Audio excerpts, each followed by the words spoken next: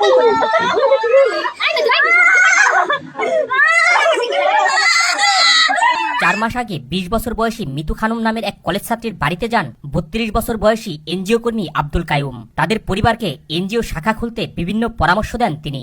মিতুর সঙ্গে সেখানেই পরিচয় হয় আব্দুল কাইয়ুমের। প্রথমে বিয়ের প্রস্তাব দিয়ে আমার সঙ্গে রিলেশন করার পর আমরা 4 মাস রিলেশন করি। তারপর মোবাইল নাম্বার আদান প্রদান করেন দুজনেই। দিনরাত কথা বলতে বলতে গড়ে ওঠে প্রেমের সম্পর্ক।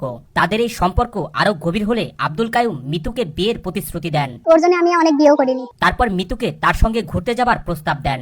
মিতু সেই প্রস্তাবে রাজি হলে তারা দুজনে বিভিন্ন সময় বিভিন্ন জায়গায় ঘুরতে যেতেন। আমার এই ভয়ও দেখাইছে, তুই অন্য জায়গায় বিয়ে করলি, আমি মানে তোর বাড়ির মধ্যে ঘুরি, তুই বুঝিস না গেটের সামনে যা কবে এমের বিয়ে করবে না, এমের সঙ্গে আমার সব হয়ে গেছে। এভাবেই চলতে থাকে তাদের প্রেম। এক সময় আব্দুল কাইয়ুমকে বিয়ে করতে বলেন মিতু, কিন্তু আব্দুল কাইয়ুম সেই প্রস্তাবে রাজি না হয়ে উল্টো তার সঙ্গে যোগাযোগ বন্ধ করে দেন।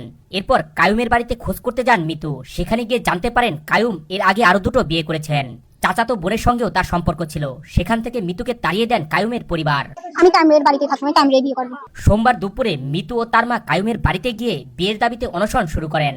তাদের পরিবারের সদস্যরা দরজায় তালা দিয়ে রাখলে হাতুড়ি দিয়ে সে তালা ভেঙে ভিতরে প্রবেশ করার চেষ্টা করা হয়। মিতু ও তার মা বলেন মিতুকে বিয়ে না করা পর্যন্ত তারা ওই বাড়ি থেকে যাবেন না।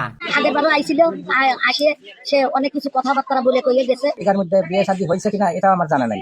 এনজিও কর্মী আব্দুল কাইয়ুম মল্লিক রাজবাড়ীর বালিয়াকান্দি উপজেলার পূর্ব মকুরি গ্রামের বাসিন্দা।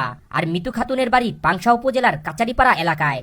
তবে এই বিষয়ে জানতে অভিযুক্ত আব্দুল কাইয়ুমের ফোনে বারবার কল করা হলেও তাকে পাওয়া যায়নি। কিন্তু যে ছেলের সাথে সম্পর্ক, ছেলেই তো বাড়ি নাই। সে ছেলে আগের তারিখ আসে নাই, এ তারিখ আসে নাই। বালিয়াকান্দির ইউপি সদস্য স্বর্ণা বেগম বলেন মেয়েটি এর আগেও সেখানে গিয়েছিল।